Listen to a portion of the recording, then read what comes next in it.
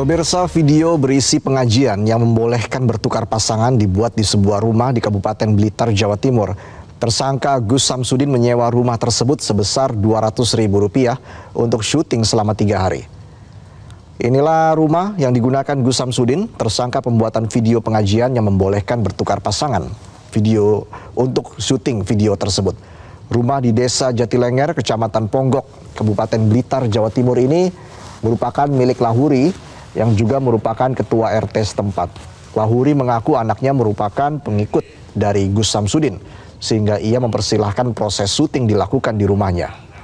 Sementara itu, Padepokan Nur Zat Sejati yang juga dinamai Ponpes Salaf Nurusi Syifa Nusantara di Desa Rejowinangun, Kecamatan Kademangan, Kabupaten Blitar terlihat sepi setelah Gus Samsudin ditahan di Polda Jawa Timur. Kasih Humas Polres Blitar Kota, Ibtu Samsul Anwar menyebut lokasi pembuatan video tersebut berada di wilayah hukum Polres Blitar Kota, namun ditangani langsung oleh Ditreskrim Sus Polda Jawa Timur. Lokasi pembuatan konten Samsudin itu ada di Dusun Jatinom, Desa Jatilenger, Kecamatan Ponggok, masuk wilayah hukum Polres Blitar Kota. Dari Samsudin sudah dijemput sejak kapan? Ya, sejak video viral itu Samsudin sudah dijemput oleh tim Subdit Cyber Polda Jatim. Untuk lokasinya sudah dipastikan itu ya, Dani? Iya, betul. Ya Rabbi Salli ala Muhammad, Ya Rabbi Salli alaihi wasallim, Ya Rabbi Salli ala Muhammad, Ya Rabbi Salli alaihi wasallim. Sahabat sekalian yang dimuliakan Allah, pada kesempatan ini kita mencoba untuk mengurai kembali kejadian-kejadian yang berkaitan dengan Gus Samsudin GSJ yang beberapa hari lalu sudah ditangkap oleh pihak yang berwajib ya terkait dengan video yang beredar. Memang di satu sisi kita perlu menyayangkan ya video ini kenapa bisa beredar secara sepotong,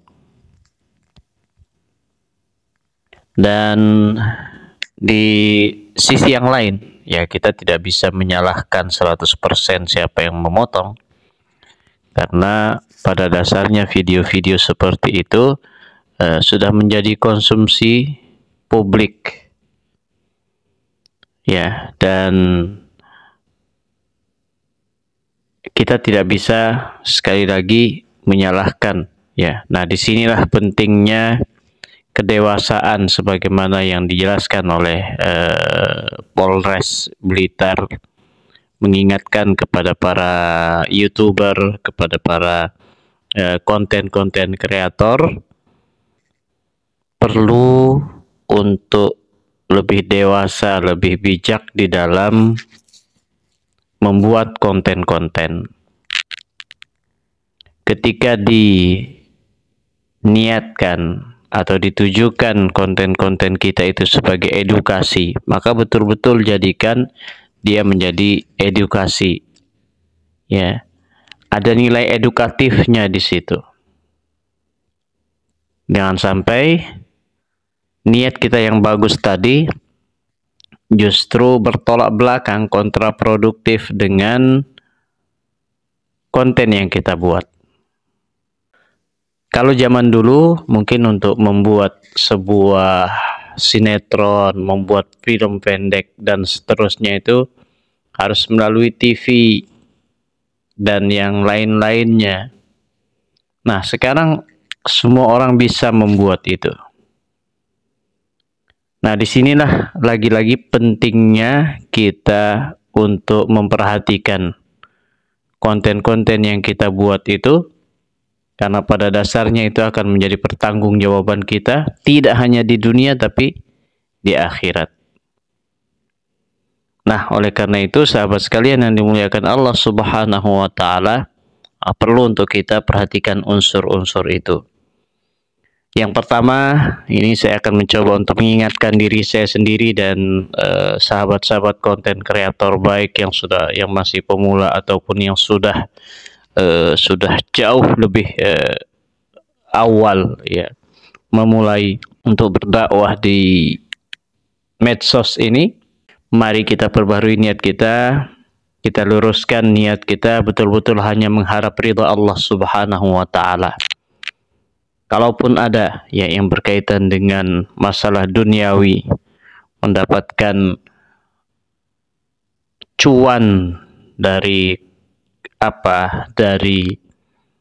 konten yang dibuat itu adalah hanya sebatas bonus di dunia saja.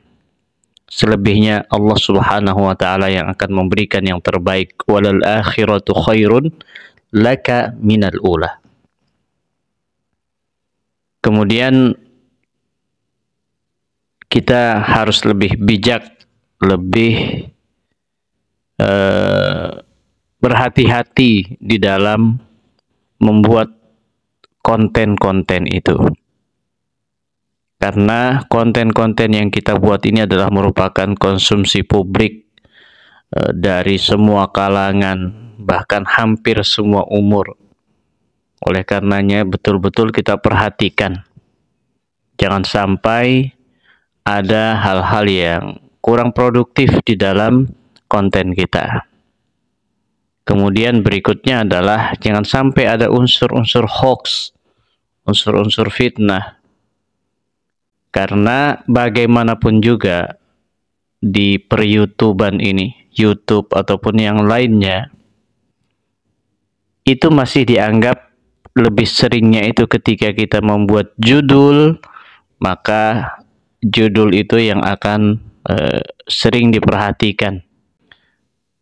Jangan sampai di dalam konten kita ini, walaupun kita sudah buat, ya ada disclaimer-nya, ini hanya sebatas hiburan belaka untuk mengedukasi, maka jangan sampai ada unsur fitnahnya atau ada unsur hoaxnya di situ. Ya, misalkan GSJ bertarung dengan Wahabi, padahal ya Wahabinya tidak ada. Ya, Wahabinya mungkin disetting, ya, atau siapapun yang ada bersama beliau itu adalah bagian daripada settingan. Ya, bagaimana dalam artian settingan di sini supaya bisa dipahami sahabat-sahabat sekalian, ya yang membuat video itu kan pasti akan ada kesepakatan antara yang membuat ya dengan pihak-pihak yang dilibatkan, collab ya. Itu sangat mudah ya untuk dibuat di dalam di dalam video. Nah, apalagi ketika sudah dinamakan hiburan. Oleh karena itu, yang berikutnya adalah bagi sahabat-sahabat para subscriber, perhatikan betul video-video yang kita subscribe, yang kita like, yang kita share itu, apa inti di balik itu. Jangan sampai kita terlalu dipojokkan dengan istilah, oh ini real, ini settingan, ini betul-betul terjadi, ini settingan. Ya, karena bisa jadi hal yang kita lihat seolah-olah benar itu ternyata settingan. Ya, dan bisa dipastikan ya atau hampir 90% konten-konten yang dibuat itu lebih banyak yang settingan. Bisa dipahami ya? Disetting. Ya, baik yang kontra maupun yang pro ketika sudah berada di satu frame seperti ini, maka itu sifatnya adalah settingan. Nah, ini yang perlu kita perhatikan. Nah, oleh karena itu hal yang perlu untuk kita ingat juga adalah kaidah di dalam bahasa Arab itu ahbib habibaka haunan ma.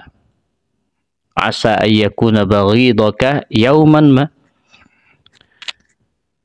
Cintailah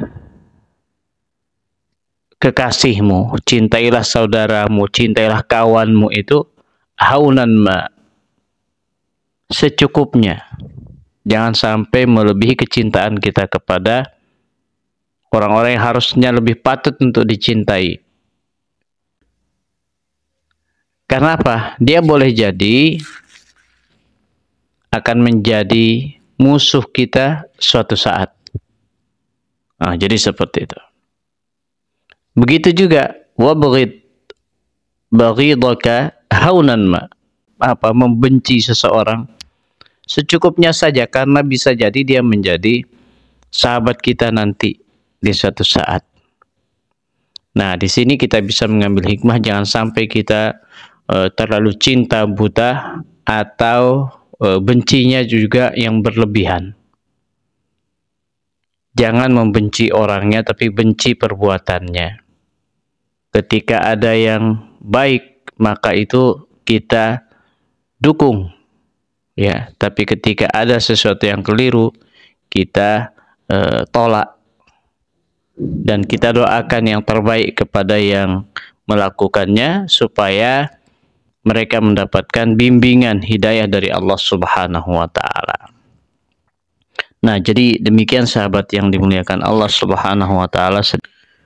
Mohon maaf atas segala kekurangannya. Terima kasih atas segala perhatiannya. Wassalamualaikum warahmatullahi wabarakatuh.